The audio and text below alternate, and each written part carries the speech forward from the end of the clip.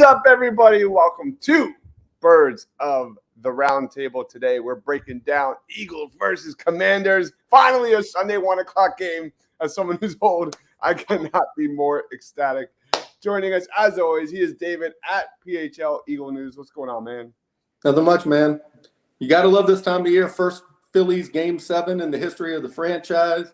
We got another fleecing of the Titans for an all-pro safety. I mean, it's a great week to be a sports fan in Philly.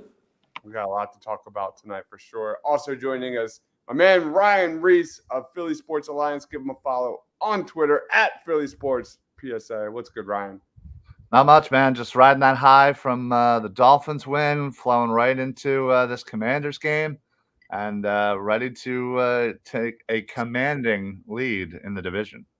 Absolutely. We already have comments in here, guys. If you're watching this live, smash this video, smash the like button here if you love amazing defense. If you love a Sean Desai masterpiece, as we will talk about. AJ says, appreciate your guys' content. Love to hear your takes on Desai and the D-line versus Gannon and the 2022 Eagles D-line. We can get into that. AJ says also the linebacker position, which was a bunch of guys to figure out later. In my opinion, Morrow and Davis and Carter and Cox have been the best tackles, coverage, blitzes. We're going to get into all that. I promise you. I promise you. We also have Daniel in the house.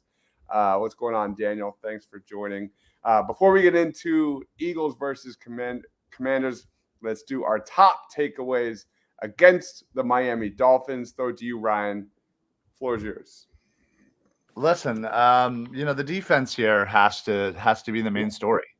You basically took an offense that was capable of putting up 70 points, and you held them to 10 offensive points. And let's be honest, for some of those points, they had pretty short fields. So, Sean Desai, listen, he's had an up and down season, but I think this was by far his best performance as a coordinator. I thought a lot of the players had some of their best games. We were down a lot of players in that secondary. A lot of people stepped up. We'll certainly talk about it. Thank you, Q. Appreciate that. And honestly, the defense here has to be the main story. And there's so many great stories on that defense. Unfortunately, the defense took control of this game. The offense certainly looked real nice too at times. So overall, I thought this was a statement game. National television, Kelly Green. We were not going to be stopped. And clearly, with San Fran losing, Dallas, slipping, they have a couple of losses. We're clearly the NFC leaders right now, and it's us and KC with only one loss. So that's what I took out of this, is taking our natural place in the pecking order. Yeah, this was Sean Desai's moment to shine. That's no question.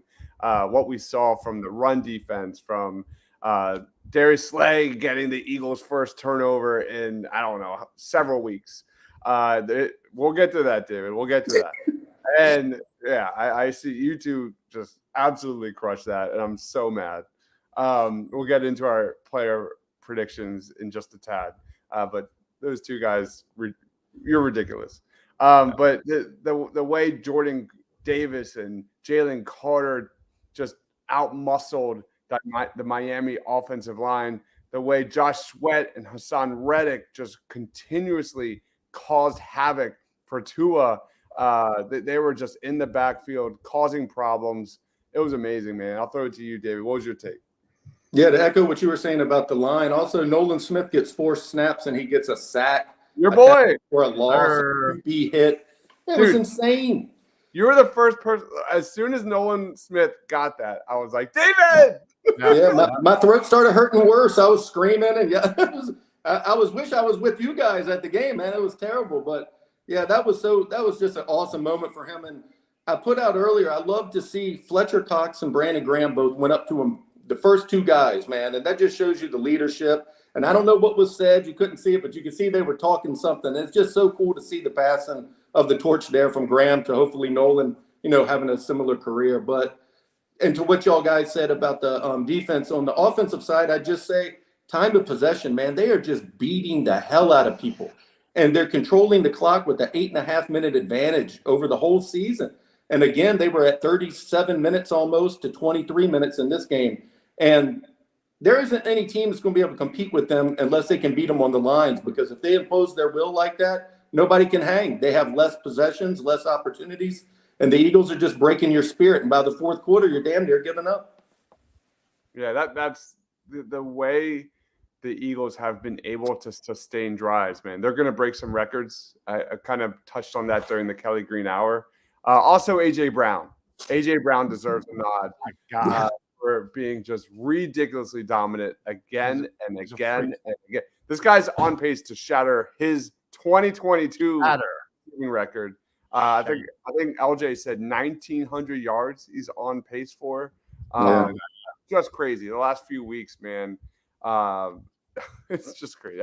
There's no words to really describe the chemistry between Hurts and AJ Brown. That throw that Jalen Hurts threw to AJ Brown in the second half. I really liked the Eagles' game plan in this one. You know, we knew going in the Miami Dolphins were going to run a lot of two high safeties and kind of try to take away the Eagles' big play offense. And sure enough, the Eagles kind of went back to basics. They kind of hit those short intermediate passes. They worked the sidelines, the boundaries. They worked the intermediate area of the field to a lot of success and controlled the line of scrimmage. And then sure enough, Jalen Hurts made them pay with that bomb to A.J. Brown. That was fantastic, man. What a amazing play. Just that's arguably the top duo in the NFL. And this is coming against a team with Tyreek and Tua, who are just lights off, like just ridiculously off the charts when it comes to stats. Anybody else have any other takeaways before we jump and deep dive into this Washington Commanders matchup? I got one question. Do y'all think A.J. Brown is in the MVP discussion? Not just best wide receiver in the league. Is he in the MVP discussion right? Who is more important to their team than MVP A.J. Brown right now? David. No. Yeah. Listen, I would love nothing more than to say yes, but I also know the NFL, and listen, unless A.J. Brown goes for over 2,000 yards and breaks some sort of record, they're not going to consider it. He's close though. He's close to putting those kind of numbers up. Don't get me wrong. He deserves it. Will he though? Probably not. But man, he is on a crazy pace right now. I mean, 700 yards over the last 5 games is insanity. And it's just every week. He's just doing it. Yeah, absolutely agree. I think he's definitely in the category. I think Hurts is over him. That was a big moment for Hurts' MVP stock on Sunday night. Big moment, man. So I lean Hurts for sure. AJ says Tyreek is baffling. First team All-Pro. AJ over Hill. Who got the W? My final take is I finally got to hang out with Ryan Reese. I finally got to hang out with Shaf. We were there tailgating. That was a lot of fun. So it was really cool to kind of drink some beers. Finally get together, man. It was funny. I was got there as early as I could in the tailgates, and I'm setting up, and all of a sudden I almost get fucking barreled over by you, tackling me, and I'm like, what the? I turn around and Jill, I'm like, oh my God. That was awesome though. Yeah. Then Shane just kind of pops up, and it was awesome. It was really cool just to kind of have that moment. So again, that's what this is all about. It's all about bringing people together, and we're all big happy fan base, and let's keep it this way. Let's keep winning. Let's keep going. I mean, this is such a great game, the Kelly Green game, and everybody had Kelly Green on. The whole stadium was Kelly Green, and everything looked so fresh and clean, and it was great. It was such a cool game, and definitely one of those top game I'll remember for a while. All right, let's jump into Kevin Byard just real quick, because before we jump into the Commanders, because I'm still in awe about this move. I'm still in awe I'm still mind blown by Howie Roseman's move. I didn't expect this. This is by far the best thing the Eagles could have done, and there's really not enough you can say about this. I mean, you're going to see Kevin Byard be the Swiss Army knife of this Eagles defense, like Malcolm Jenkins, like C.J. Gardner-Johnson, being able to play in the slot, be able to play on the boundary, have amazing coverage. His availability. He's played in 111 consecutive games. He's got elite versatility. In 2023, 87 snaps in the slot, 171 snaps at free safety, 129 snaps in the box. In 2022, he played just as much. So this is a guy that can play in multiple positions. He's a guy that is a big-time playmaker. He's a ball hawk. When the Eagles' defense is at their best, man, is when they're getting defensive takeaways. We finally got one with Darius Slay for the first one in several weeks, I think, since Tampa. So that was amazing. So for me, love the addition. Again, not enough words can explain how amazing it's going to see Reed and Kevin in that backfield. I'll throw it to you, David. What was your take on Kevin Byard to the Eagles? I mean, I agree with everything you said. Also, I did a quick PFF search earlier today. He was first in pass coverage in 2021 out of all safeties. He was first in pass coverage in 2022 out of all safeties. I mean, you're bringing a real weapon to this team, man. It's something they dearly missed. And I want to give DK McDonald, I know you've done it a couple times, Dobbs, but DK McDonald, man, he has been amazing in navigating this patchwork defensive back problem they have. But the help he has coming now, I mean, this guy could be getting some promotion jobs here very soon because he's been making this work with just a bunch of undrafted free agents, a bunch of late round picks, just patchwork problems the whole year. But yeah, like you also mentioned, Byard also has 111 straight games. He is the longest streak of any safety. He's an Iron Man. It only added 1.4 million to the cap this year. I mean, it was just a fleece, man. I don't know how else to put it. It was just a fleecing.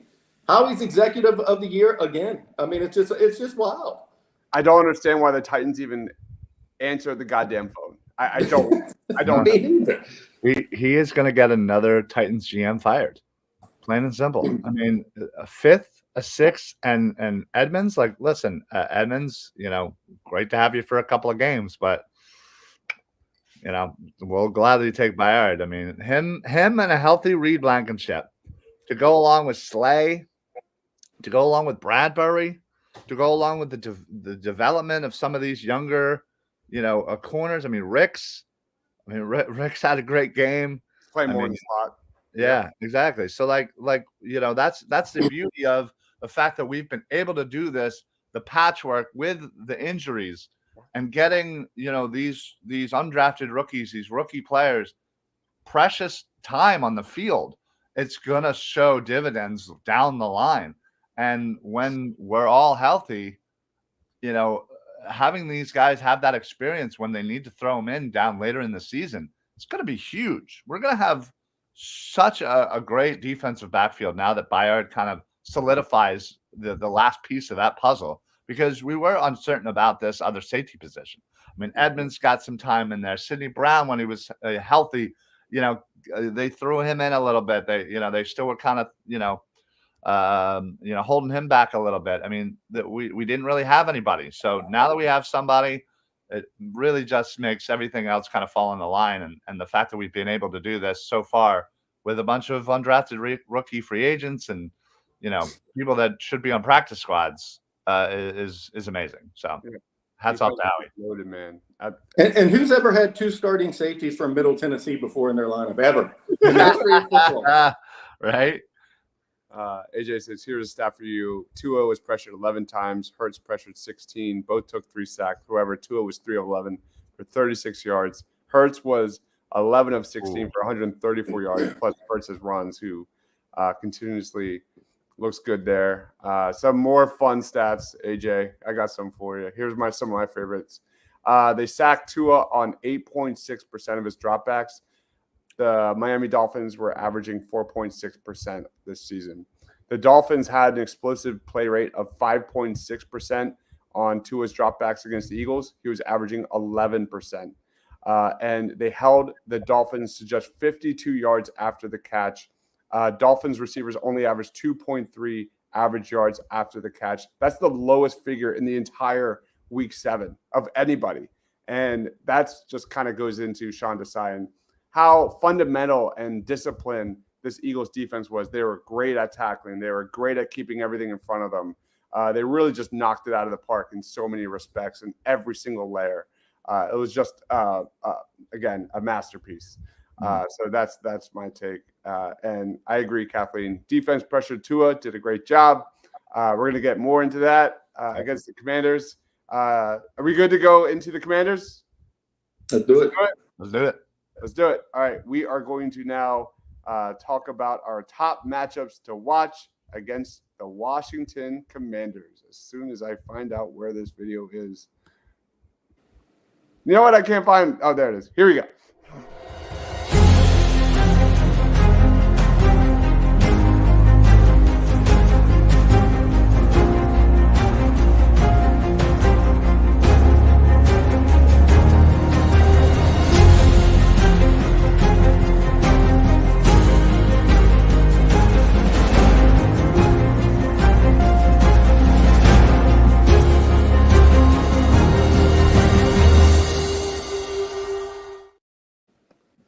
All right, Eagles take on the Washington Commanders. You look back at that week 4. The Eagles were tied with the Commanders 24-24 in the fourth quarter.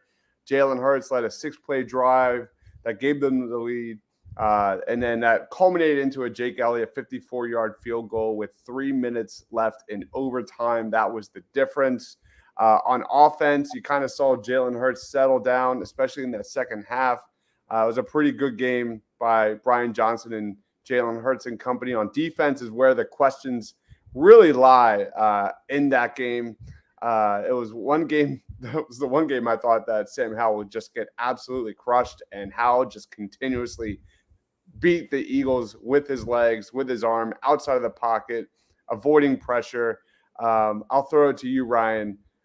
First, what is your matchup to watch between the Eagles and the Commanders? Yeah, I think this was something that I don't think we were thinking about was something to watch because we thought it would just be easy for the Eagles, but it was essentially the Eagles' defensive line versus their offensive line. We thought they would eat all day. We thought they would be in Sam Howell's face every second of every play. Like there was no questioning it.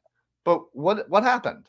That offensive line held up, and they were able to minimize the Eagles' defensive line. So now I really want to see what Desai's going to do, knowing what happened that first game, knowing what they did to counteract the Eagles' rush towards Sam Howell. And I want to see exactly how that matchup's going to play around this time. I want to see the adjustments that the Eagles' defensive line can do to get to Sam Howell. I want to see them do what we thought was going to happen that first game. I want them in their face. I want them to that offensive line for the Washington Commanders. I want them to be hands on their knees in the fourth quarter. And I want to see that adjustment. So let's see what this Eagles D-line, what the pass rush, what Desai can do to have that second time around and get at that quarterback for the Washington Commanders. Yeah, that's a great one. You look back at that one. The Eagles in week 4, the Eagles got to Sam Howell 4 times or 5 times. I think it was 5 times, and that wasn't really the take. Like, I thought Sam Howell was amazing at avoiding pressure and making big plays in big moments. And I remember being shocked at how good he looked against this defensive line, man. So you look at the Commanders last week. Sam Howell was sacked 5 times in the first half, 6 overall in week 7. And you look at Sam Howell, he's now gotten sacked 40 times on the season. They're going to shatter the Texans' record, man. They're really on pace to do it. What about you, David? What's your matchup to watch? I went with the Eagles rushing game versus that defensive front of the Washington Commanders. I mean, it feels like we just talked about this because I guess we kind of did like 4 weeks ago. But I mentioned it last time, and I guess it's worth noting again. The Commanders have 4 first-round draft picks on that line, so they don't get bullied that easily. And the Eagles only got 104 rushing yards that game, and Hurts was 34 of them. And just as an aside, not to sound like a Debbie Downer, but Hurts added a knee brace to his repertoire there going into the second half there. And after the game, he was asked if it's going to cause him any problems going forward, and he basically said he didn't know. He said, we'll see, or something to that effect. I can't remember exactly what he said, but he said, I hope not, I think is what he said. So, and he's been giving himself up a lot this season already to begin with. So if he's not a factor in the run game, that leaves you with 70 yards that everybody else had in that game. And if they don't win that battle, they don't eat the time of possession. Their whole strategy in the offense changes when that happens. It's just a butterfly effect. And I think that'll dictate whether or not that they, are able to not have problems like they did last game, ending up in overtime with the team they have no business being in overtime with. Yeah, that's the offensive line versus the Commanders pass rush. Chase Young is really coming on strong these last few weeks. He's got 19 pressures and 3 sacks. He's 11th best in the league when it comes to pass rush win rate at 24%. So he had 2 more sacks against the Giants. He's been active in every game. I think he's starting to get home more and more as the season progresses. That's a really good one to watch. These are always the matchups that worry me the most because the 2 games the Eagles were tested the most, both times it was because the intensity of the opposing team's line being able to match the Eagles' line, which doesn't happen to them much. Their loss to the Jets was because the Jets' defensive line just throttled the Eagles' offensive line. And you can make excuses. Lane went out or Opeta had to come in, but facts are facts. They competed with them on the line, and those are the teams that any game that they're going forward to have problems with, it's matching the intensity of the line is where the problem is. It's almost going to be the only matchup where you have to look at and know how the game. Emmanuel Forbes plays on Sunday because A.J. Brown cooked Forbes in week 4. Absolutely cooked him. You look at Emmanuel Forbes, he played 5 snaps against the Giants last week. Oh, man. 20. So get this. He was playing like 40 snaps week 1, 44 snaps week 2, plays 65 against the Eagles week 4. The next 2 weeks, 24 and 5. A.J. Brown literally just said no. Yeah. And that was he had a lot to do with A.J. Brown and that performance. But yeah, Emmanuel Forbes, man, that's going to be interesting because I think A.J. Brown had 2 touchdowns on Forbes in that one. Anybody else have any other matchups to watch here? Commanders wide receivers versus the Eagles secondary. We can touch on that just a little bit. I mean, I think that's a good matchup too because again we're hopefully we're going to see a bit of Byard and hopefully what he's got, what's going on. And again, hopefully we also get a healthy Reed Blankenship. I mean, this are all questions that have to be answered throughout this week. Is the health of him and how much exactly Kevin Byard's going to play. Again, I don't think a lot of us thought that Julio Jones was going to play, but they got him in there. Limited snaps and all, but it could be a similar situation. But then again, Byard's been playing, so again, it's really just kind of his comfortability with their defensive schemes and maybe the language that the Eagles might use. So I'm definitely looking forward to that. I mean, obviously the Commanders have a couple of good wide receivers.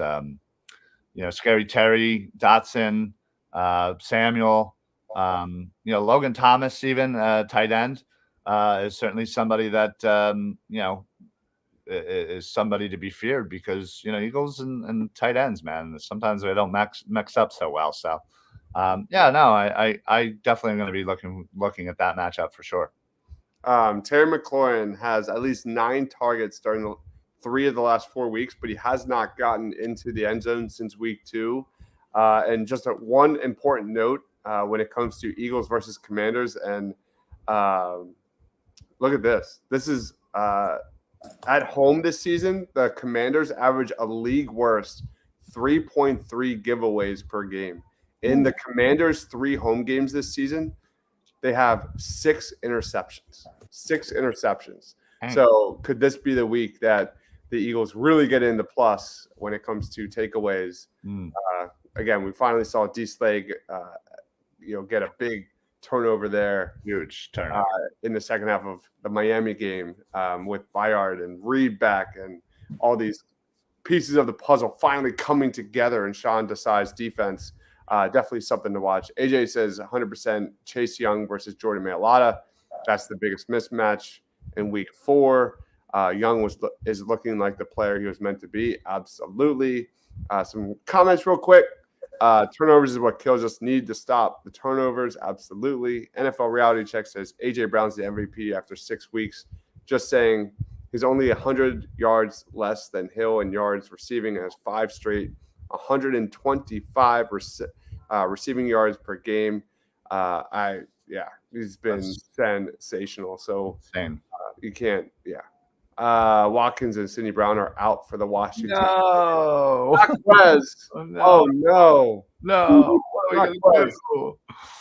Looking forward to Kevin Byard. I mean, I haven't seen anything. He's playing, right? Like I would assume they traded for him early enough. I would assume that he'll be playing.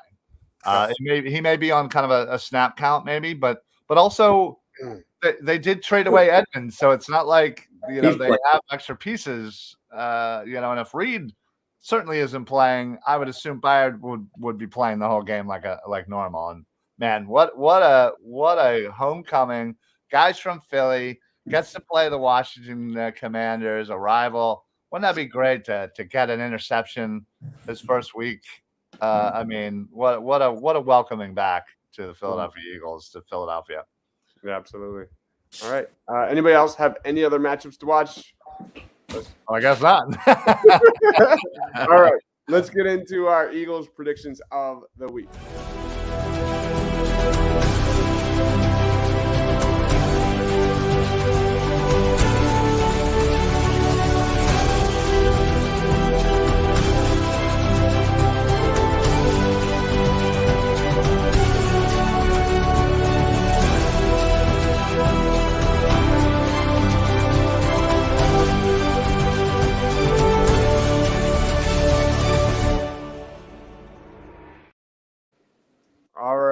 Let's look at the scoreboard here, and we have a real decision to make in this one. We do. Perhaps we'll see. But heading into week 7 last week, my player of the week prediction was Tua, and Shane went Tyreek. Obviously, those two are incorrect. Yeah. David. Me and David stayed true. True to the Eagles. Darius Slay and Ryan picked AJ Brown. That is a hell of a battle. I'm going to just watch. I mean, listen, I think why you think you should win and vice versa. I will let David go first. I'm gonna let Ryan have it with AJ Brown. I mean, without those plays in the game, without his dominating performance and the yards that keep churning these first downs over and over and big plays, they wouldn't be there. I mean, Slade's football IQ is crazy to know to lay off the route, going to the back of the end zone and undercut it. But I'll let Ryan have this with AJ Brown. I mean, that was just such a dominating performance. All right, AJ Brown and Ryan Reese for the W here, and then score predictions. Both and Shane and I did have the Eagles losing to the Dolphins, so that is out. Ryan, you predicted 38-35. David, you predicted 28-24. What was the final score of the Eagles? It was 31-17, right? 31-17, 48 points. I went a little over. Yeah, I'm going to give it to David. Yeah, give it to David. You got it. All right. That's it. That's the least we could do. All right. So we will tally that up for a later show. But guys, let's get into our player of the week and score predictions between the Eagles and Commanders. Lead us off, David. What's your vibe? I'm obviously picking the Eagles to win. I said it last week. I'll say it this week. There's no team that they can't compete with. There's no big bad wolf lurking out there that's going to scare them. The Dolphins don't scare them. A team like the Commanders, who took them to overtime, isn't going to scare them. I think they can compete with anyone at any time, and they're slowly figuring this thing out. I mean, they went weeks without incorporating Devontae Smith, and then they started throwing it to him. And they went a couple weeks without A.J. Brown, then they incorporated him. And then the same with Goddard. And they just keep building this thing. And once all four of those guys, Swift, Goddard, Smitty, and A.J., are all getting fed in the same game, this offense is unstoppable, man. And I don't know when that week is going to be, but it's on its way. So I'm going with the Eagles in a big win, 34-17. 34-17 Eagles. And who's your player of the week prediction? Ooh, if I get to go first, I am going A.J. Brown. Oh, man. I mean, how can you not pick the guy who's getting 150 yards a week? I mean, right. you got to take him. It's a layup. You got to try. No doubt. All right, Ryan, you're up, man. Who's your player of the week and score prediction? All right, so I like David, picked the Eagles last week, and I'm going to continue to pick the Eagles as I feel his sentiment that the Eagles can absolutely hang with any and every team. There is not a team that scares me. What's up, Anthony? So yeah, listen, I expect them to learn from what happened on week 4. And it's not going to be a close one. And I think Sean Desai is humming at the right time right now. They just held the big bad Miami Dolphins team to 10 offensive points. So I fully expect them to do kind of the same. I'm going to go a big win. I'm going to go 31-10. Woo. And I don't think it's going to be close. I think there's a possibility we see Mariota. I would love that. I have that in my notes too. I actually put that in my notes as well. Hey, Mariota no, for the listen, fourth quarter. we're clearly on the same page here, David. That'd be amazing. The As far as actually- player of the game, it's I would love to have been able to select AJ Brown, but I am going to go with I'm going to go with Dallas Goedert. I'm seeing 2 touchdowns for him. I think he's going to eat the middle of that field, and I think he's going to get in the end zone a couple times. Dallas Goedert for Ryan. That's a good one. Both are definitely trending up for sure. I definitely think the Eagles are trending up in the right way. For me, I'll go Eagles get the W. I'm not going to say it's as high scoring as last one. I'm going to go a little more conservative, time of possession, shutting out the the Commanders type of game. So I'm going to go my boy, Jalen Carter, for player of the game every week. Love it. One of these days, someone has to pick Jordan Davis because he's sensational. Oh my God, he really is. He's just slowly just having a dominating year, and it's honestly it's a thing of beauty to see the entire defensive line, much less those 2 young guys in Davis and Carter, just absolutely dominate. And with Nolan Smith getting his first sack, I mean, man, how could you not be just so happy about where this defensive line is headed for the future? Yeah, I'm picking Carter mostly because I look back at that game against the Commanders in week 4.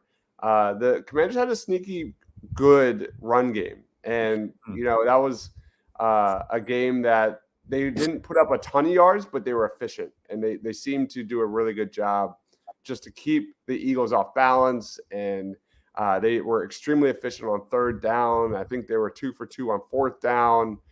They were a problem. And I think Jalen Carter is going to respond here. He's my favorite. So we're going Jalen Carter, and Eagles win 27-10. 27-10 here. And we will lock it in. Let's go to some comments real quick. Quentin says, Eagles win 30-17. I think that's his first win for the Eagle prediction. I think so. Now I'm freaking out. No, the things do not sound right now coming from that. Kathleen says, love Goddard. AJ says, I think the Eagles try to reestablish the inside zone power running dominance, give Hurts a break. One really important thing to know about the Commanders is they suck in the first half. They're a bottom tier in the league when it comes to first half offense. So if the Eagles can kind of jump ahead early and make the Commanders one-dimensional, I love their odds. Anthony says, I have 38-28 Redskins or Commanders because they played their best game last week against the Finns. If the Eagles tackle as well as they tackled against the Dolphins, if they limit the turnovers, if they limit they're not going to have 0 penalties again, although that would be great. But yeah, Kathleen says, go Birds. Absolutely. Austin Hamill, what's going on, man? Yo, what up, Austin? Wait for Julio Jones down by the schoolyard to get more snaps. AJ says 36. Eagles get the W. This is a complete defense now. It's very close to its final form. Like that. The Eagles played their best game last week. They will play down to their competition. That is a great point. That is a great scary point. thought, unfortunately. All right. Quentin. That basically wraps up this show. I'll throw it to you, Ryan. Final thoughts on Eagles versus Commanders and plugs. Yeah, listen, what a great week. The Eagles celebrated their Kelly Green uniforms, and, man, they didn't disappoint. It was game of the week, Sunday night. Another, amazing team in Miami. And, listen, we all knew Tyreek Hill was going to get his. He got 88 yards, and I think every Eagles fan out there was super happy with that. He got only 88 yards, and I think we'll all take it, even with that touchdown. But, yeah, the defense shined, and the defense just got better. Like, what a great time for this to happen. So, Howie's magic. He's a freaking wizard. I absolutely love him. And listen, I think the Eagles are really starting to hum now. And, we've been waiting for them to kind of get it all figured out. And I think they're close to it. So as far as where you can find me, you can find me everywhere. Check your social media. I'll be there. You can check Twitter at Philly Sports PSA, on Edge of Philly Sports Network, doing shows throughout the week. Whenever I can, I pop in and do whatever. So always support, like, follow, share, subscribe, all those little things that take you 2 seconds to do mean the world to all of us. So please make sure that you're following this guy. I don't know which way I'm pointing anymore. This guy down here. They put out such amazing content, and Shane as well. We're missing you, Shane. We're glad that we were able to finally meet you this weekend. I know he was just getting back into town today, so I found Ron. I told you I'm everywhere. I'm at your local Walmart. I'll just be talking to myself in the corner and the housing aisle or something. So, but yeah, seriously, appreciate all the comments, appreciate all the love. Thank you, everybody who supports everything that we do here at Edge of Philly Sports, what I do at Philly Sports Alliance, and then what these guys do as well. But yeah, likes, comments, follows, shares, subscribes, all that does mean the world to us. So we do humbly thank you very much for everybody out there. All right, you're up, David. I don't have much that I'm promoting right now. I'm currently researching a piece on the curious fall of Jalen Carter in the draft, talking to a few people, seeing why teams passed. Not just because of behavioral issues, not just because of the car wreck incident. There's interestingly a couple other reasons why some teams had him ranked a little lower. So I'm working on that now, but I'm also focused on the trade deadline. It's 1 week from today. I know that the heavy lifting has probably been done with Bayard, but you never know with Howie. But I definitely think a move could be made just to try to recoup a couple of those picks. And who knows, maybe the Nolan Smith breakout precipitates Derek Barnett's exodus, man. You never know. But you can follow me at PhillyCoverCorner.com and PHL Eagle News on X/Twitter. Awesome. My final take is just stay healthy. Just get out of Washington healthy. Again, next week or the following week, Cowboys. The following week, Chiefs, Bills, Niners, Cowboys, Seahawks. Holy cow. This is the stretch. And if they're 1-0, let's keep it rolling. Let's stay healthy. Let's get a nice, smooth victory And who knows, maybe we'll get a backup quarterback in there in the second half. That would be terrific. Again, thank you everyone for watching. Please be sure to like this video wherever you're watching. And he is Ryan. That is David. I am Dibes. Shane wasn't with us tonight. He is flying back from Philadelphia. It was awesome to hang out with him. Of course, he will be back on next week's show. And we will see you on the next Birds of the Roundtable. Stay awesome, everyone. Right.